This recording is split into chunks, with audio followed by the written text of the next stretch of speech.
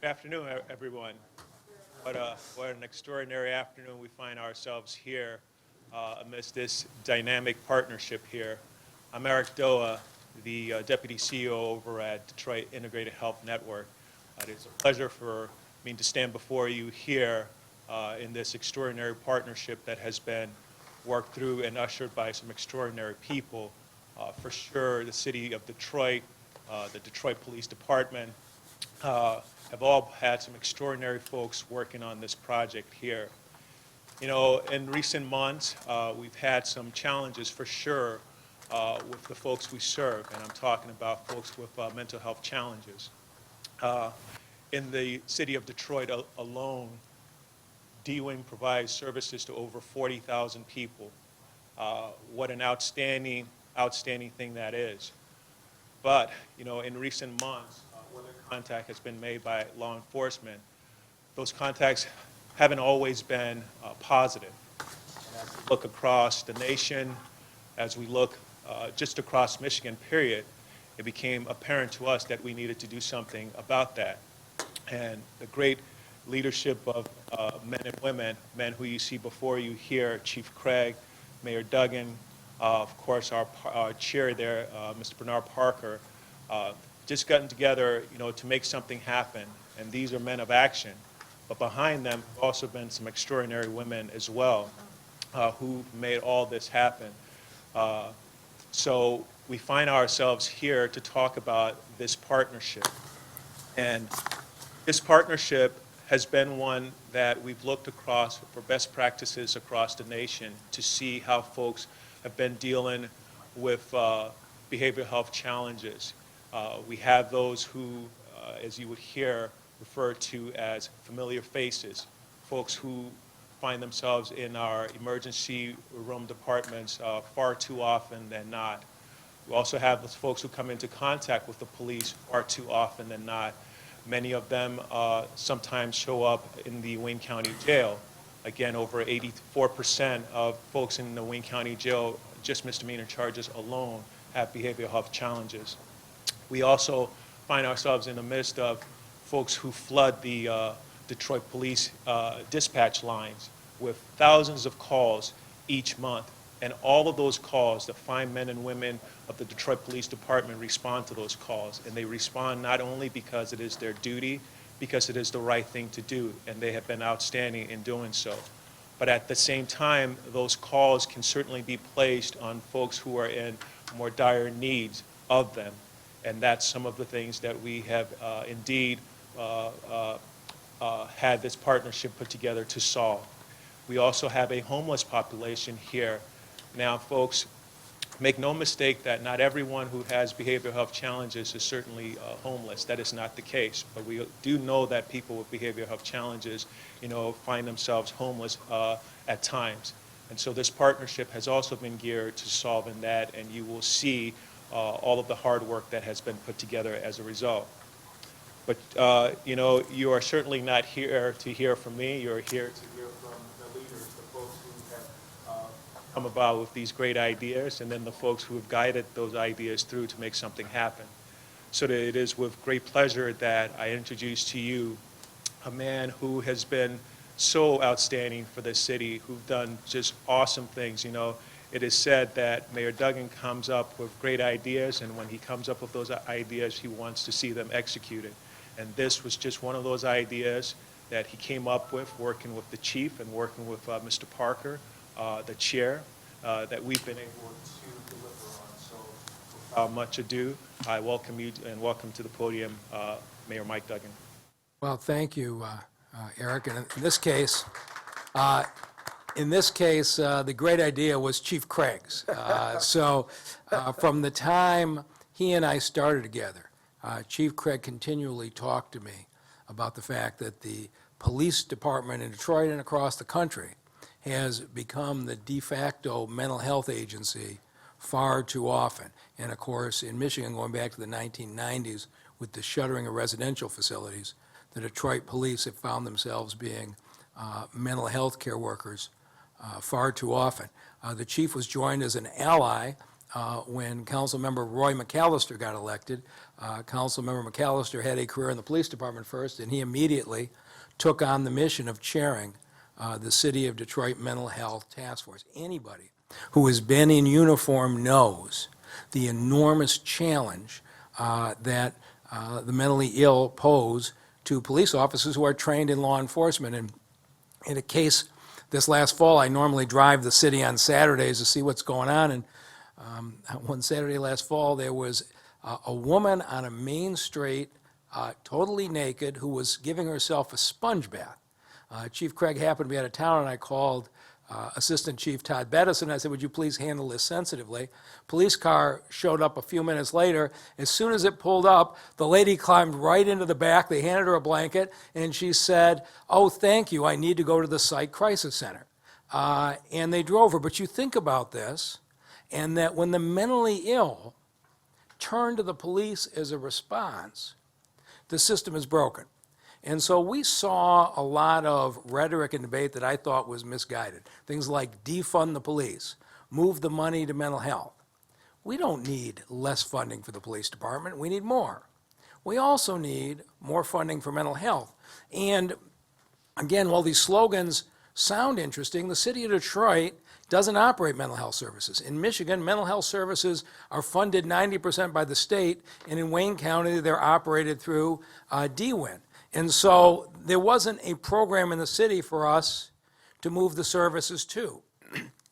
But the solution was what Chief Craig had been asking for the last few years. In fact, at one point, the chief asked if I could appoint him to the mental health board. It turned out there was a legal ban on a city employee serving. I'm really pleased that Bernard Parker is chairing it now, but that's how deeply interested the chief was. And as the chief described it to me, we have three separate problems. And Willie Brooks and Eric and Dewin have been terrific in their responses. First response is when officers come across a mentally ill individual. Now, we've had some tragedies in this city, including the shooting of police officers by individuals who were clearly battling mental illness. But you have a number of cases where you have a person who's perfectly nonviolent and calm, but needs a mental health professional where the police officers are not ideally trained. You have other cases where somebody mentally ill is very dangerous, and no behavioral health specialist would go out without the protection of a police officer. And so starting this past fall, the Detroit Police Department in DWIN decided to model this. And we have had a co-response team of a police officer and a behavioral health specialist responding to cases because you don't know what you're going to run into when you show up. Are you going to need the police for safety? Are you going to need the mental health counselor? It has been so successful that now in January we're putting a second team out in the 9th precinct. And we're going to continue to evaluate and continue to expand. But the idea of a police officer and a behavioral health specialist going out together is groundbreaking, at least in this area, and I think it has enormous potential. The second area, the chief says, is they are inundated with 911 calls from individuals who seem likely to have mental illness issues. We had one caller who called 4,000 times last year to 911. A handful of callers have called 16,000 times. And so what, again, in partnership with DWIN, the call takers at the city were trained as best they could be, but 2 full-time behavioral health specialists, excuse me, are now embedded, and will be in January, at the communication center, the 911 response center, so that they can be available to deal with those kinds of individuals. So now you've got mental health professionals in the 911 center who can then direct teams of combined officers and behavioral health specialists to respond. Then you've got your third issue that has fallen on the Detroit Police Department, and that's the issue of homelessness. And nationally, about 30% of the homeless have a documented mental health condition. And so when we get a call from a neighborhood that somebody's on the street behaving in a particular way they may feel is threatening to their children, think about what you have. you have a police officer who shows up, oftentimes our neighborhood police officers. What are they supposed to do? You can't lock them up and take them to the jail. The detention center isn't equipped to address these individuals. In many cases, they're refusing to go to shelters, so you can't just take that individual to a shelter. So what do? This is the kind of problem our police officers are facing every day, and if they make a mistake, you can be certain that there will be a video and somebody will criticize them for how to handle it, but these are very serious challenges. Now we're going to have an integrated team that our neighborhood police officers will be joined by both a street outreach worker from our housing department and a behavioral health specialist, so that together now we are giving the police the kinds of tools that they need to handle some of their most challenging situations. And so I want to thank Kim Rustam, our policy director, who played a key role in finally getting this across the finish line. I deeply appreciate Willie Brooks and the leadership of the Mental Health Authority, as well as Bernard Parker, the chair, and Iris Taylor, the vice chair. But at this point, I want to turn it over to the person who's been visionary, who has been talking about this and pushed this solution until we finally got it done, and that's our police chief, James Craig.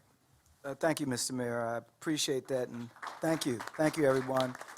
I got to tell you, the mayor has been so supportive. I echo certainly Eric's comments, and I've talked to the mayor about a lot of different things, and you know, he's always been out leading, and this is something I am so passionate about, and I'll tell you in a moment why.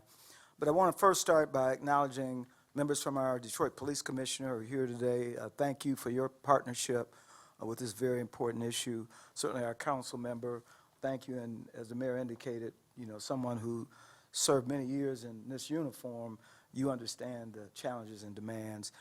Certainly Assistant Chief Bettison and his team who have joined us here today, and then Director Trish Stein, who you'll hear from following my remarks, and the work she did in really pulling this together. So passion. This is something I've been talking about for, as the mayor indicated, since I got here. Certainly I was exposed to this from the time I was chief in Portland, Maine, later Cincinnati. Every place was broken. But what drives me and what's driven me, my best friend, late best friend, was the first LAPD SWAT officer killed in the line of duty. He responded to an active shooter situation, and doing that, he was a SWAT officer. He, along with two other members from the SWAT team, entered to address the threat. This individual had already just murdered 3 of his family members, and as soon as my friend entered, single shot, fatal. He was killed. His partner was also shot. He had to retire, disability retirement, and so this was something that just constantly stayed with me in addressing what I call a broken system.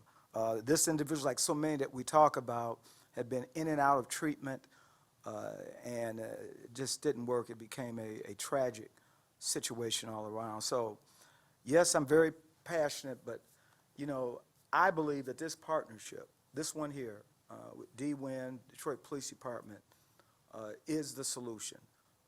As the mayor indicated, when you think about the impact that this has had to this organization, we're talking about 16,000 calls made, and then the top callers calling 4,000 times. Imagine if we could fix this, the impact it would have to public service. As much as we focus on the importance of responding to priority 1 calls for service in a timely way, and the department has just done a wonderful job in moving from where we were, but imagine if we could address this and also not just address having the ability to go out and handle more calls, but address those who are in crisis. So here's a few numbers. So as of December 13th, we responded to roughly 7,300 calls to service involving individuals experiencing a mental health crisis. That comes down to roughly 20 per day, and this number might seem high, but 70% are classified as violent. You've heard me recently talk about the number of crisis incidents that our special response team responds to. And they just do a phenomenal job. They go in, this is a situation that's become a crisis, but it's an armed and dangerous situation.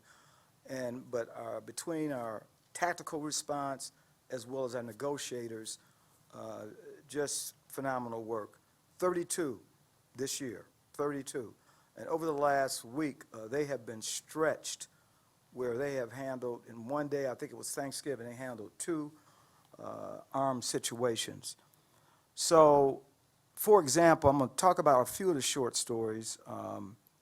Last month, we encountered a man who was armed and dangerous, suffering from mental illness, and who threatened to kill himself. His girlfriend, fortunately, was able to get out of the apartment with their children, and our special response team responded, and along with our hostage negotiations, fortunately, we were able to resolve that and take that person into custody.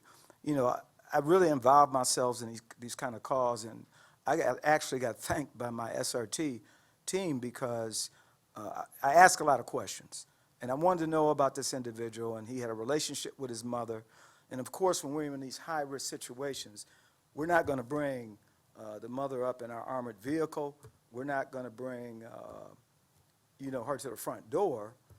So I said, why don't we just tape a message from her and inject that some way that he can hear it over our loudspeaker. We did that, and he came out immediately. And so I felt good that, and in those situations, you got to constantly evaluate and look for opportunities to save a life. Unfortunately, in the next 2 scenarios didn't work out that way.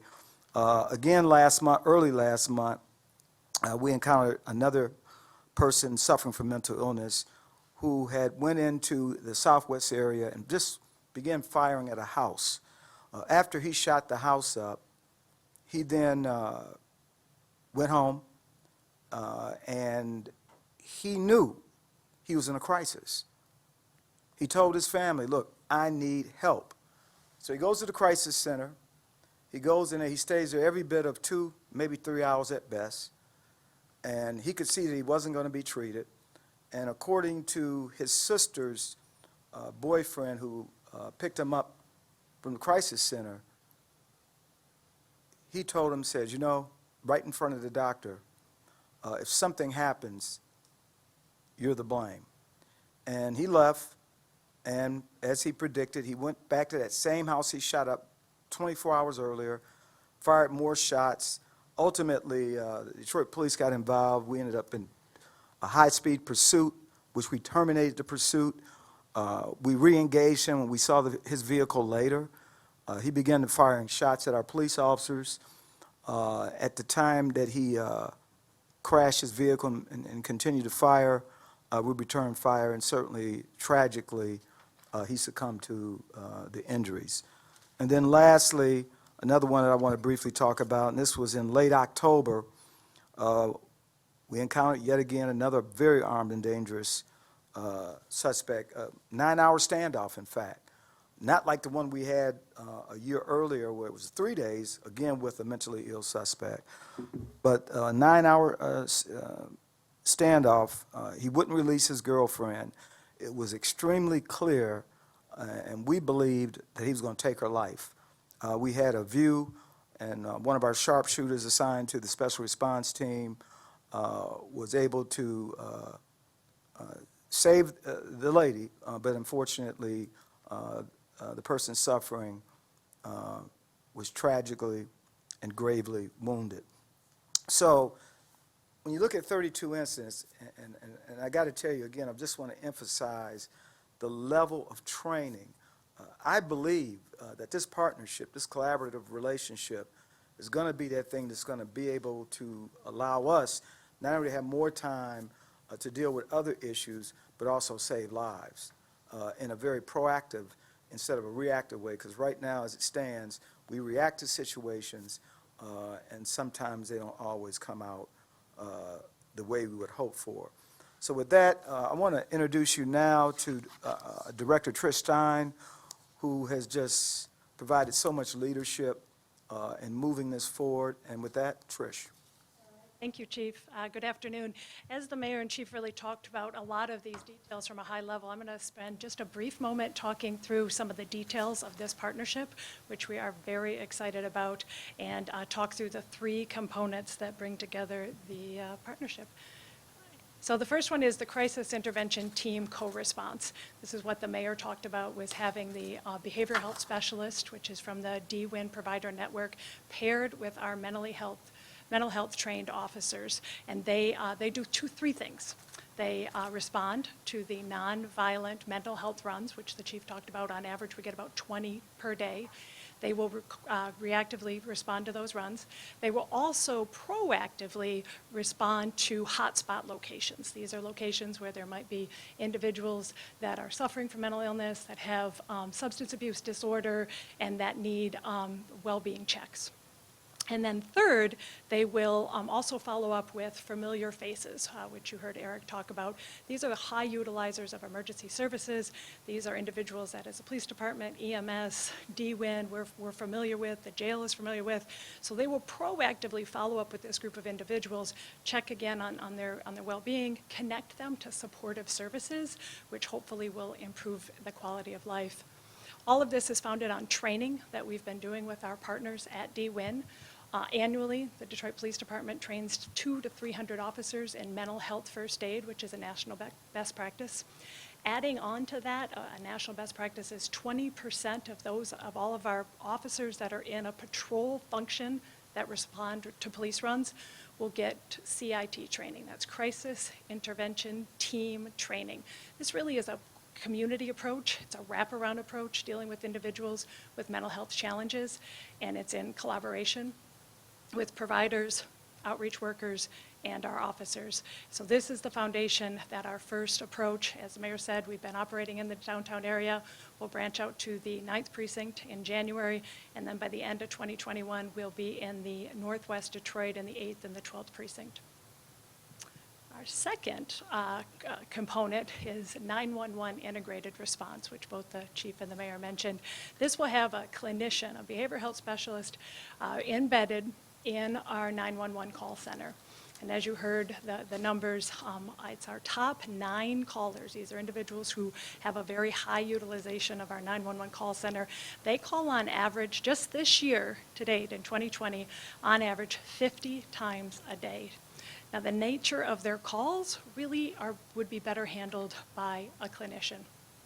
So that's based on data. We'll have one shift covered. We'll have that, we're going to start it before the end of the year and really go live in January with one shift per day covered based on data and based on when the high peak is. And this behavioral health specialist will be able to divert calls and be able to handle the calls independently and or refer them to the DWIN hotline.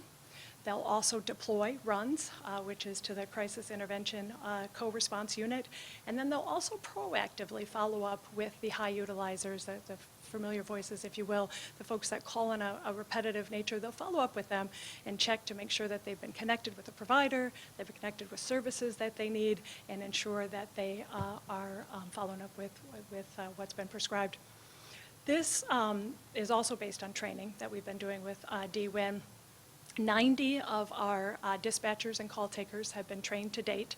This has been a 2-day CIT training and been able to help identify co-occurring disorder, de-escalate situation, and also divert calls. Very similar to the full complement of CIT training, which is a 40-hour training that our patrol officers will receive.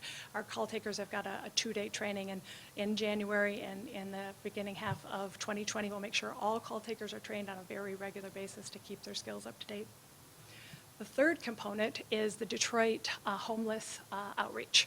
This really will be led by our Housing and Revitalization Department in the city, and they will be paired with behavioral health specialists to follow up with individuals who are unsheltered and get them connected to housing, get them to mental and physical health care and supportive services as needed. Our NPOs will also assist when is needed.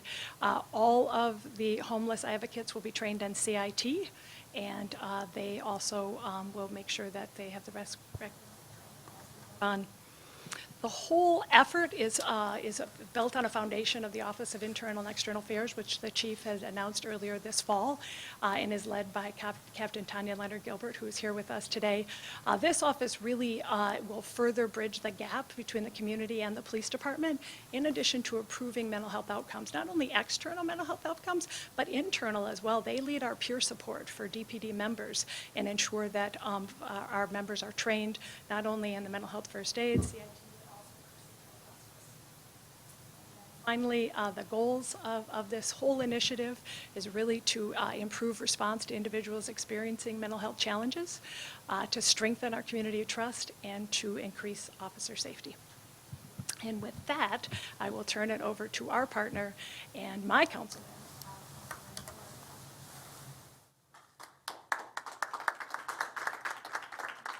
Thank you, Trish Stein. And I just wanted to thank the mayor for his comments and what his initiative is, as well as the chief for what this initiative is. Currently, I just want to say currently we're dealing with the nexus of the coronavirus pandemic. And today, coming out of Michigan, Columbus, Ohio received 975,000 vaccines. Today at 9:23 in New York City, Dr. Chester administered the first vaccine to Sandra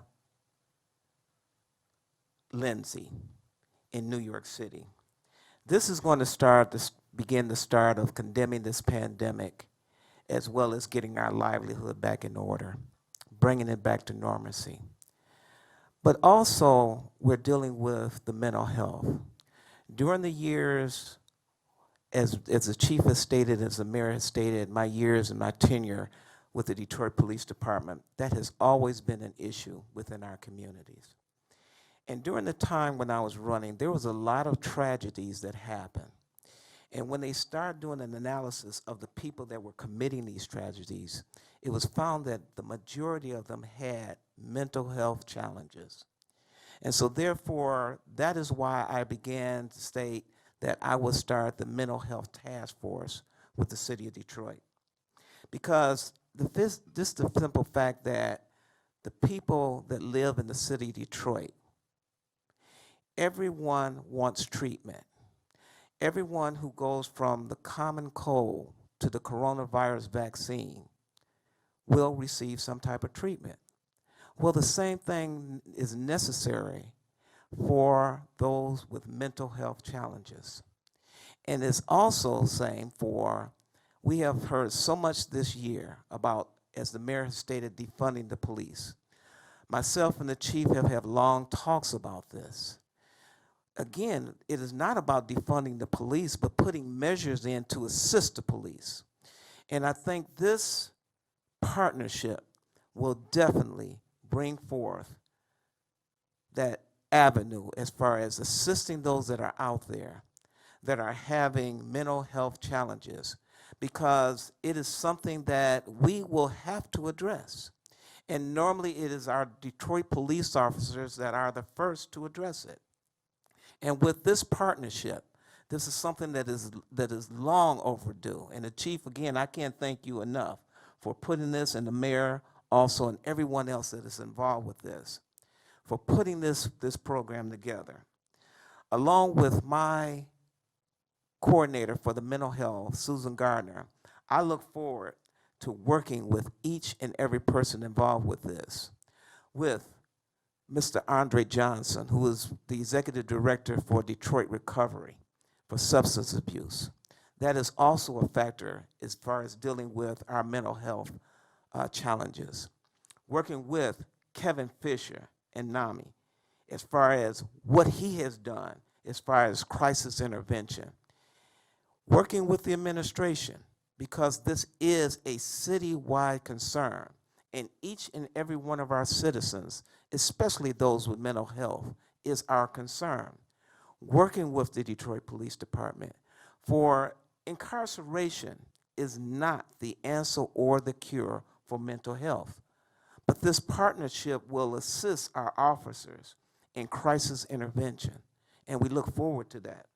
I also look forward to working with Housing and Revitalization Department, the Detroit Outreach Homeless Team, our 911 callers. That is so very important because, as the chief has stated, there are so many calls that comes in, and they are the first to be involved with this. Working with our clergy, because they are very important as far as making sure that this avenue, this partnership comes together. I also look at the fact that we are going to be working with each and every, if we bring everyone together, this is how we resolve these issues with our mental health challenges, our Detroit police officers that are dealing with, and our healthcare professionals that are involved with this issue. So again, I look forward to working with each and every one involved with this. And definitely, in honor, I look forward to working with my friend, the president and CEO of Detroit Wayne Integrated Health Network, Mr. Willie E. Brooks, Jr. Ladies and gentlemen, Mr. Willie E. Brooks, Jr., I look forward to working with him, and thank you so very much. Thank you so much, Councilman McAllister. Certainly mental health affects us all, family members, folks who you work with. This is nothing new. However, as the councilman and the chief and as well as Mayor Duggan have said, this is a partnership, a team effort for sure. And with that said, you certainly have to have community involvement. And so it is at this time that I am privileged to introduce my friend and dear colleague as well, Kevin Fisher of Menominee, Michigan. Kevin.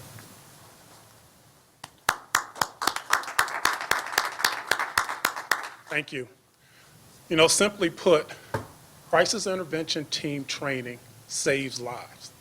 It simply does, and the numbers bear that out. And before I go into that a little more, I want to make this point also. Leadership matters. And so to Chief Craig, Mayor Duggan, Councilman McAllister, Mr. Parker, and everyone who's been involved in bringing this partnership together, I truly hope the citizens of Detroit recognize and appreciate what this collaboration means. Crisis intervention team training, co-responding, will save lives. CIT has been around for about 30 years, and the numbers bear out where it has been used. It has reduced the instance of violence between law enforcement officers and civilians by up to 80%. Mental illness should not be criminalized. We shouldn't have to go to the Wayne County Jail to receive mental health care. Mental illness also should not be a death sentence. As the chief mentioned earlier, we have lost police officers and we have lost citizens directly because of mental illness.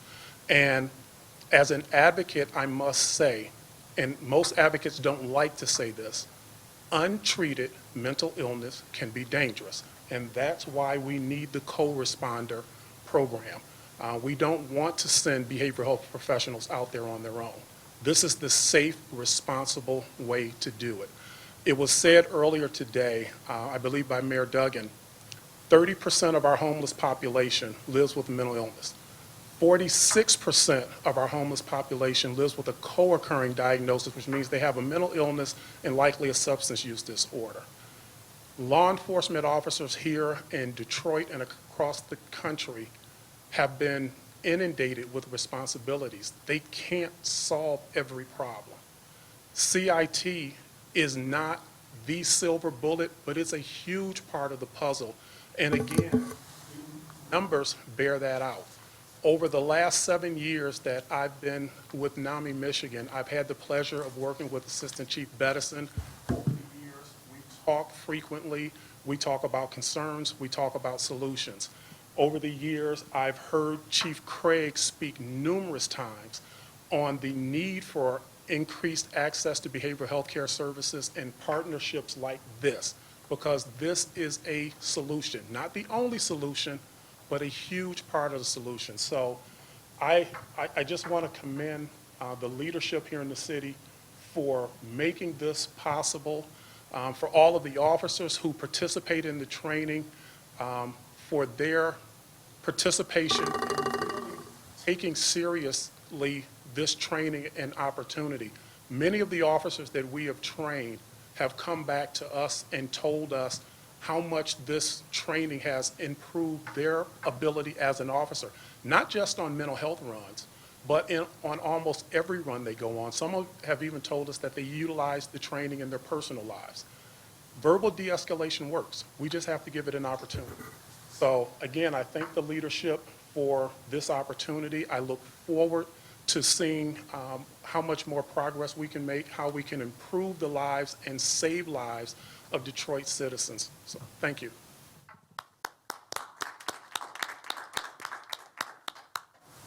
Thank you so much, Kevin. You know, Kevin mentioned leadership, and as he said, leadership does matter, and it matters immensely. This is why at DWIN, you know, when our board chair, Mr. Bernard Parker, gave me that phone call, and for those of you who don't know Mr. Parker that well, when he gives you a phone call, it is usually something that he has to discuss, and he wants to get to the point, and he wants it to be executed as soon as possible. But it was with his leadership and that of our CEO, Mr. Willie Brooks, that certainly got DWIN moving in that direction towards this collaboration with the Detroit Police Department as well as the city. So it is at this time that I am privileged to introduce my board chair, Mr. Bernard Parker. Thank you, Eric.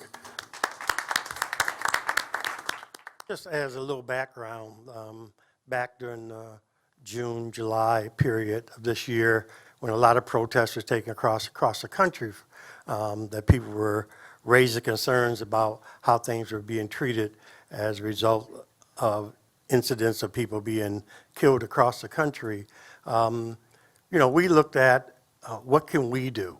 You know, with Black Lives Matter doing out there, we had to look at what can be done from the win that we possibly could use some of our resources and some of our talents to try to assist the Detroit Police Department in their efforts to do it. We all know that they do an outstanding job of serving us in Detroit, but we always know something could be done a little better. So our board passed a resolution to say that we ask administration to contact and discuss the possibility of how we can help serve the city of Detroit by assisting the Detroit Police Department.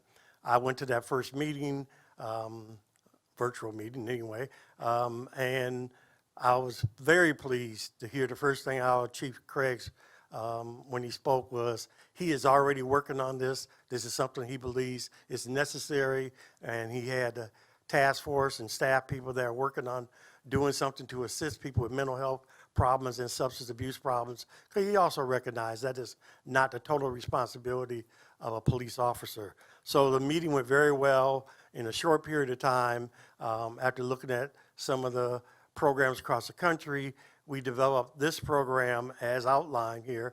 And so I'm very pleased that we're at this point, and our board also put funding behind it to say that we want to contribute and be able to be supportive of the program, not just expecting the Detroit police to use their funds. And they're very pleased with that, and we're moving forward. So I think it's going to be something that literally, as I said, is going to save lives, and if not save the life, give people the help they really need by having professionals out there in both mental health services and substance abuse services. I just want to end by saying that, you know, we looked at what we could do. I asked the other social service agencies to look at what they can do to see how they can assist in this area. This is a very important area, and it's something that I think that there's a number of areas that we don't particularly provide service for that could assist the Detroit Police Department in serving our community. So I hope that they will all look at how they serve individuals and what they could do to assist, because I think that's the ultimate goal that we all want to do, is provide the services for people in Detroit. So I want to just commend our board for doing this and recognize Dr. Iris Taylor, who's the vice chair, that's also the chair of the program committee. That'll be the one that would be continue to monitor it. We're not just going to say, hey, turn it over, and we're going to have nothing else to do with it. We want to make sure it's successful.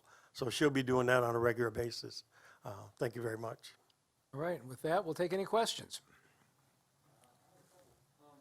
Go ahead, we'll take them one at a time up here so everybody in the audience can hear from your speaker. Hi, Vicki from WWJ. And Bernard, you touched on funding a bit. How else will this program be funded? And is it modeled after any other program in the country? Well, I can say that what we're contributing towards it is $800,000. Towards the program. Ms. Stein, I think you might be able to speak to if there's other models that we have modeled the program after across the country. Of course. Good afternoon. So we looked at a number of programs. We looked at Dallas model, we looked at LAPD, Miami-Dade. A few of us took a trip to Miami and really drilled down. We also looked at a Portland. We really tried to look at the best around the country and make sure it was a national best practice. She asked my first question about funding. Is there any other city funding this is coming from, or is it just rolling? The Detroit Police Department budget It just comes out of the is budget. covering the police side. in addition to the 800 that, And there's some funding from the Housing Department on the street outreach worker out of our housing funding, how much is that? whatever one person is. We can get you all the follow-up details. Okay, George. thanks. The second question, could you give me a little more details on the current? You said you rolled it out, and I believe you said that was downtown. What's that look like? When did that happen? How many, was there one person? You know, when did it get rolled out? How many people are assigned to it, that sort of thing? Thanks. Yeah, sure. So we're working with 2 behavioral health specialists, and they are paired up. They mostly do 1 shift per day, every day. I got a chance to ride out with them this fall. They're paired up with 2 of our officers who have been CIT trained, and that national best practice is 20% of your response officers. And so that's why we concentrated on downtown, the 3rd precinct, the 9th precinct, get them trained. And so they have been responding to runs, patrolling hotspots, and then following up with our familiar faces. And we've had some success. I was going to ask you about any of the successes. Yeah, of course. We've been in this movie before, George. We had some success with those group that we're calling familiar faces that are high utilizers. We've been able to connect a 1/3 of them into housing, and then we've also been able to connect individuals and make sure that they follow up on a very regular basis with providers for mental health services. And this is something that we do in addition to with ourselves and then the DWIN provider network, the substance abuse providers, probate court to ensure that individuals get connected with guardians, because that's a piece of this as well. And in addition to the Wayne County Jail also sits in on the working group and work to follow up with service gaps and identify those and follow up with individuals to ensure that they are connected with services and have their needs met. Thank you. One quick follow-up question, and maybe the chief can answer this one or anyone else who would like to tackle it. But what kind of impact will this have on like other services, hospital services, the jails? How do you envision this impacting those services? Well, in a perfect scenario, certainly it'd be fewer individuals going to jail. That's not the response. You can't arrest your way.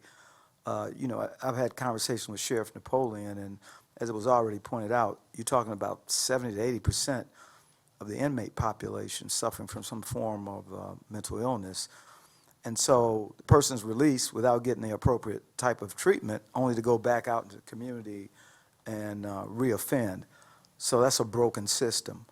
And so that one scenario I gave where the individual who goes in, checks himself in, which is not always the case, but he certainly recognized he needed help, checked himself in, he didn't feel he got the help, and he went out and did what he knew he would. And so he's no longer here. It failed. And so we have to do better. And so I really think this collaborative effort, it will save lives, certainly fewer calls, and it's going to reduce the number of violent crimes. I really believe that. And then, when we talk about, and I know I gave a percentage, I think I gave a percentage out of our barricaded suspects calls that we think, and this is a very conservative number, that maybe 45%, I personally think it's a little higher, that someone is having a mental health crisis for the reason why we got called out. And so we should see a change there, too. Earlier, Mayor, you spoke about the defunding the police movement and how some of their criticisms were that resources should be diverted to mental health services. Were any of those criticisms in any way kind of part of the reason why you all are doing this now? Now, Chief Craig has been pushing this initiative for 3 or 4 years. It was in process with his task force and the Mental Health Board for a while now, and I'm glad it came to fruition. So if those individuals are positive on it, I think that's a good thing. But police officers didn't need a protester to tell them that the mental health responsibilities have fallen on police officers across the country. They're well aware of that. And now we've got a strategy that hopefully will get them some help. Mayor, just one question for you that's on a different topic. Reporter from the Free Press wanted to know if you had any thoughts on Tanya Allen's news that she's leaving the Skillman Foundation. So Tanya Allen has been a tremendous asset for this city. She reached out to me last night, and she's making a life choice that's right for her, but she's done great things here, and we're going to miss her. All right. No more questions. All right, thank you.